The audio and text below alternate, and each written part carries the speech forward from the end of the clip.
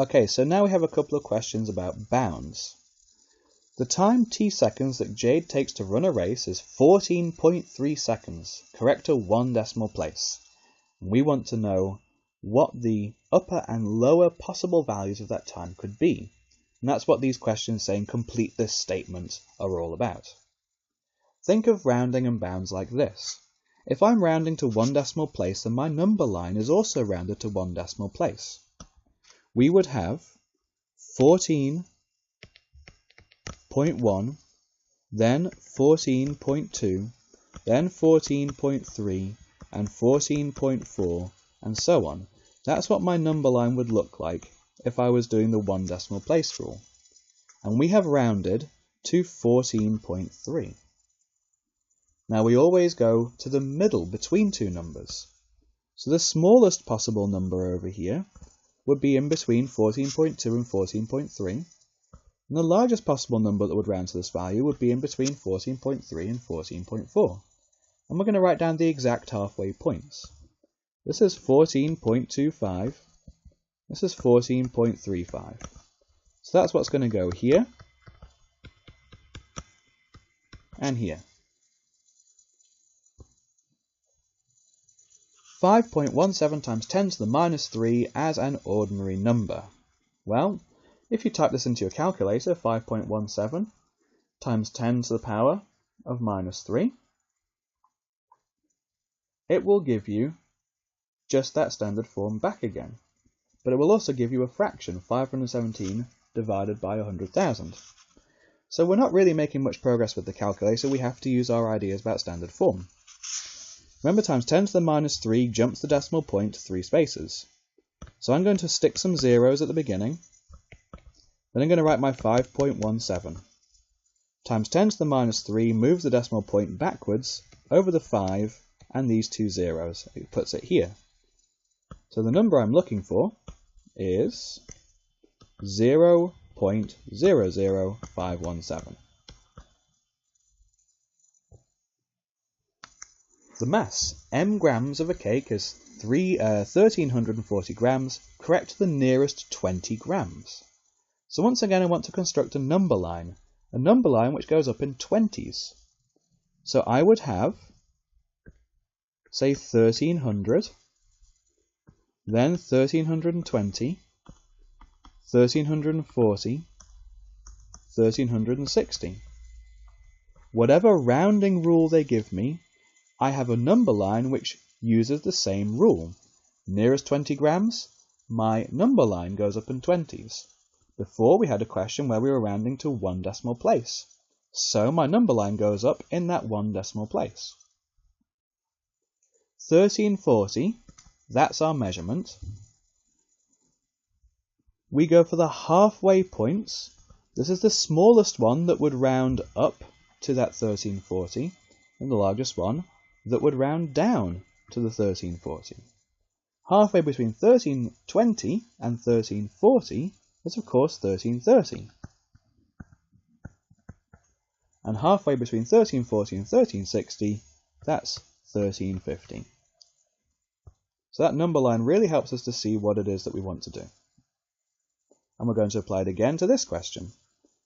The length L meters of a ship is 362 meters, correct to the nearest meter.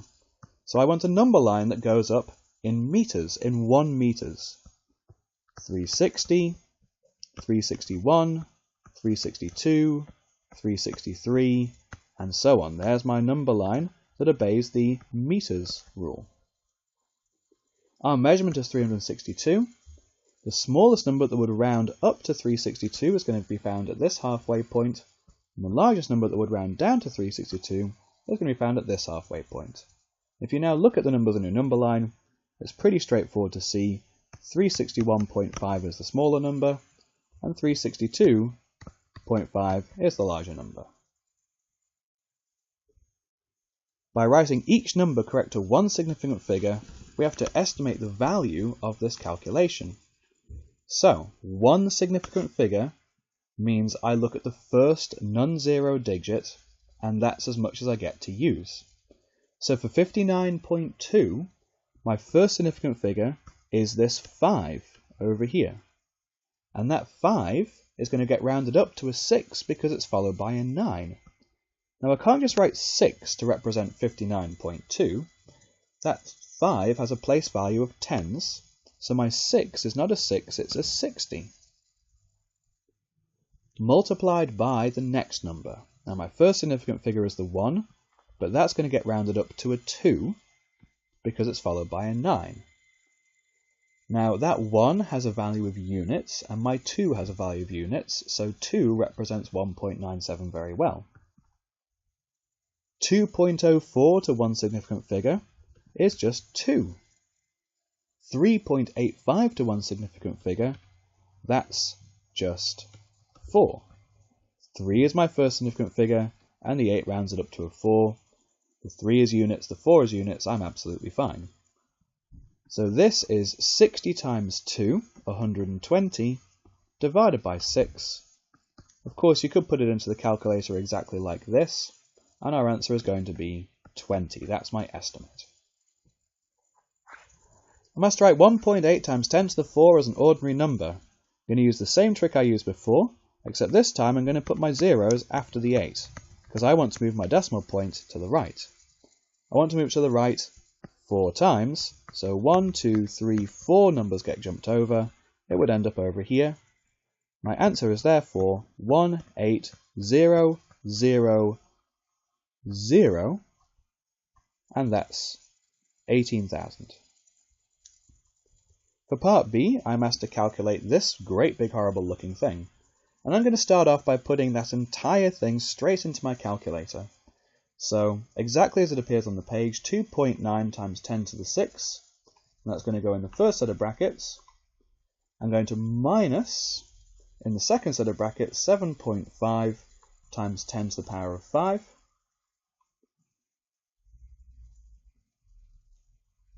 And that's giving me an answer of 215 and then 4 zeros. 1, 2, 3, 4. I know in standard form the first part of the answer would look like 2.15, just one digit before the decimal point.